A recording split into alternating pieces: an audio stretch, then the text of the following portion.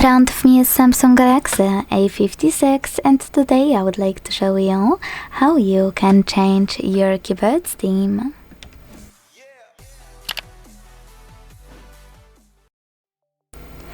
To change Samsung's keyboard theme, all you need to do is launching Settings and scrolling to click on the General Management.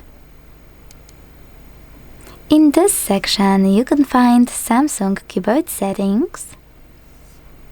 Scroll and tap on Theme. Now to apply any of those, just click on it and go back.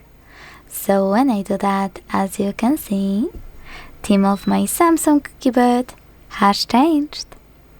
Thanks so much for watching. If you enjoyed this video, leave a like, comment and subscribe. Bye!